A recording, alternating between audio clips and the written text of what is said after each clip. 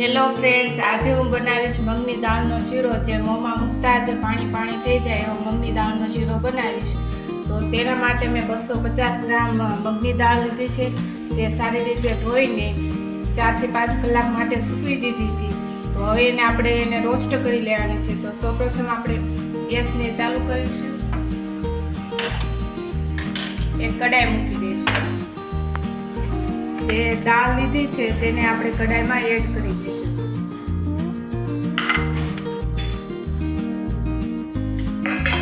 બરાબર મિક્સ કરી લીધી છે અને આપણે આને સતત હલાવ્યા રાખવાનું છે.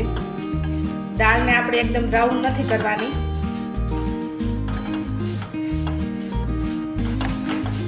થોડી ક્રિસ્પી થાય ત્યાં સુધી આપણે હલાવતા રહીશું.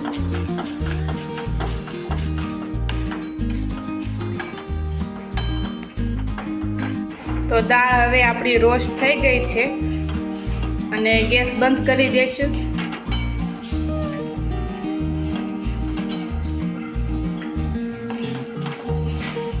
નીચે ઉતારી લઈશું અને આપણે થોડીક વાર એને રેસ્ટ આપી દઈશું. એટલે દાળ આપણી ઠંડી થઈ જાય ત્યારબાદ આપણે મિક્સર જારમાં તેને ક્રશ કરી લઈશું.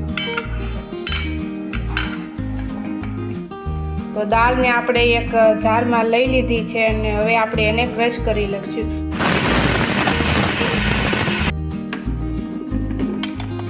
તો આપણે દાળનો પાવડર નથી બનાવવાનો, થોડો કરકરો રાખવાનો છે દાળની. તો જુઓ, દાળને આપણે સરસ રીતે ક્રશ કરી લીધી છે, એકદમ કરકરી. દાળના શીરા બનાવવા માટે સામગ્રી લીધી છે. મગની દાળને ક્રશ કરી લીધી છે, એલચી પાવડર લીધો છે, કાજુ, બદામ અને દ્રાક્ષ લીધી છે, 1 વાટકો દૂધ લીધું છે, ઘી લીધું છે 1 વાટકી, ખાંડ લીધી છે 1 વાટકી. તો હવે આપણે દૂધને ગરમ કરી લઈશું. તો ગેસ ચાલુ કરી લઈશું અને બાઉલ મૂકી દઈશું.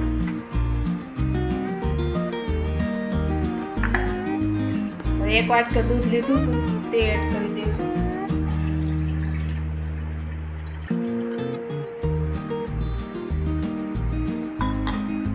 દૂધને ગરમ થવા દઈશું.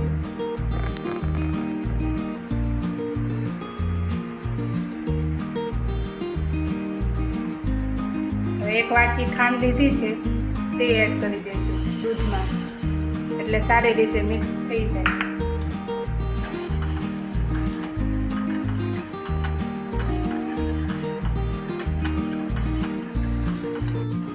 અને ગેસ બંધ કરી દઈશું. કઢાઈ મૂકી દઈશું.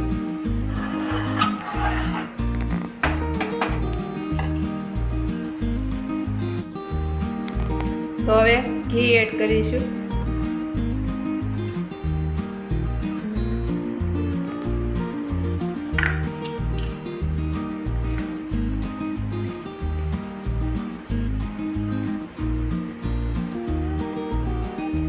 હવે મગની દાળ ક્રશ કરી છે તે પણ એડ કરી દઈશું.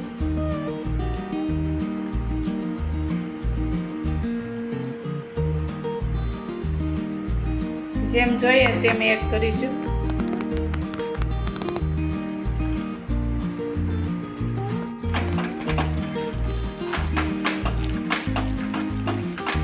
તો આપણે લોટને સારી રીતે ઘીમાં શેકી લઈશું.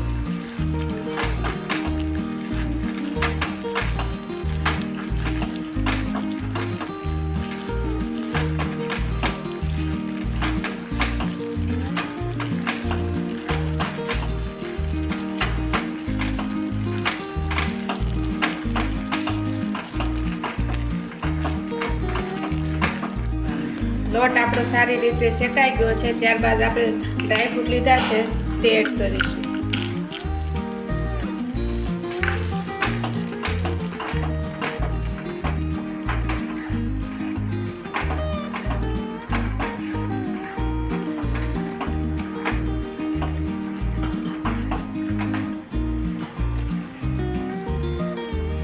જે દૂધ ગરમ કર્યું હતું તે એડ કરી દઈશું, થોડુંક કરીને.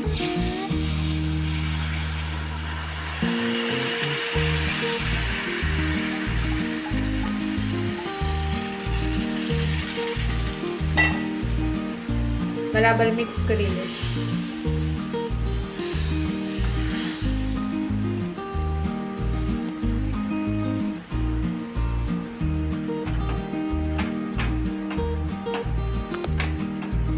તો શીરો આપણો તૈયાર થઈ ગયો છે અને એલચી પાવડર આપણે એડ કરી દઈશું. હવે ગેસ બંધ કરીને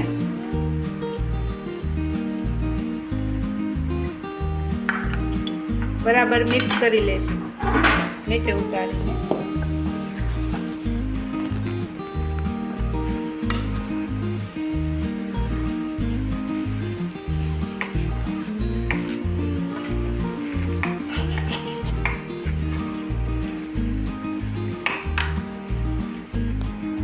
હવે એક બાઉલમાં આપણે સર્વ કરી લઈશું.